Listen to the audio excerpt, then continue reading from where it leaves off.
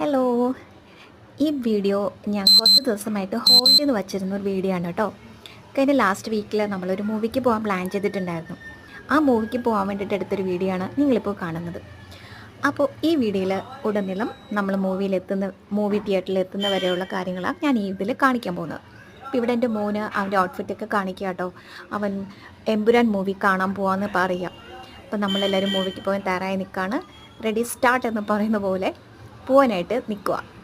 Okay, ബാക്കി നമ്മൾ പോകുന്ന വഴിക്ക് ബാക്കി വിശേഷങ്ങളൊക്കെ പറയുന്നതായിരിക്കും.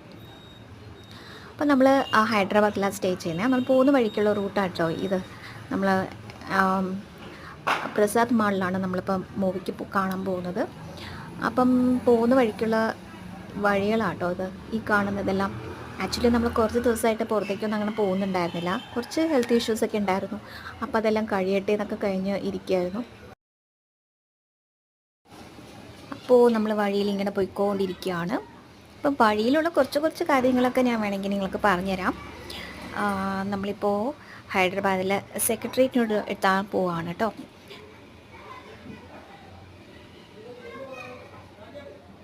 ഒത്തിരി പരിചയമുള്ളവർക്കൊക്കെ കൂടുതൽ നമുക്ക് പറഞ്ഞു തരേണ്ട കാര്യമില്ലല്ലോ, നിങ്ങൾക്ക് അറിയായിരിക്കും.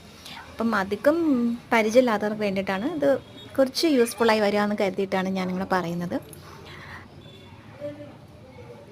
അപ്പോൾ ഈ കാണുന്നതാണ് നമ്മളെ ഹൈദരാബാദിലെ സെക്രട്ടേറിയറ്റ്.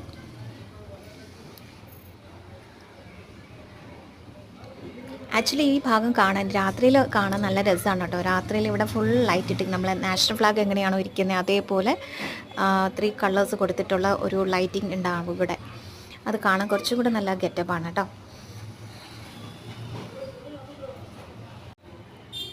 ഈവനിങ് ആയതുകൊണ്ട് കുറച്ച് റഷ് കൂടുതലായിരിക്കും പോകുന്ന വഴിക്ക്. അതുകൊണ്ട് നമ്മളിങ്ങനെ തിരിച്ച് കുറച്ച് സ്പീഡിലാണ് പോകുന്നത് കേട്ടോ. അതിൻ്റെ ഇടയ്ക്കാണ് ഞാൻ ഈ വീഡിയോസൊക്കെ എടുക്കുന്നത്.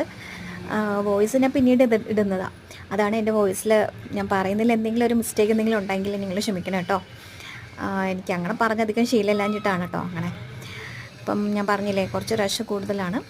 അപ്പം നമ്മളിനി കാണാൻ പോകുന്നതാണ് നമ്മളിവിടുത്തെ അസംബ്ലി. ഇതാണ് നമ്മൾ ഹൈദരാബാദിലെ അസംബ്ലി നടക്കുന്ന സ്ഥലം. നമ്മളെ നാട്ടിൽ എന്താണ് സെക്രട്ടേറിയറ്റ് പറയാറില്ലേ.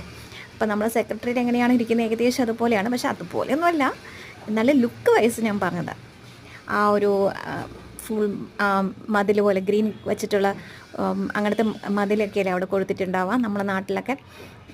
അതുപോലെ തന്നെയാണ് ഇവിടെയും അങ്ങനെ കാണിച്ചിരിക്കുന്നത്. അത് കണ്ടിട്ടാണ് ഞാൻ നമ്മളെ നാട്ടിൽ പോലെയാണെന്ന് ഞാൻ പറഞ്ഞു കേട്ടോ. അപ്പം ഇവിടെയാണ് നമ്മളെ അസംബ്ലി നടക്കുന്ന സ്ഥലം. അങ്ങനെ നമ്മൾ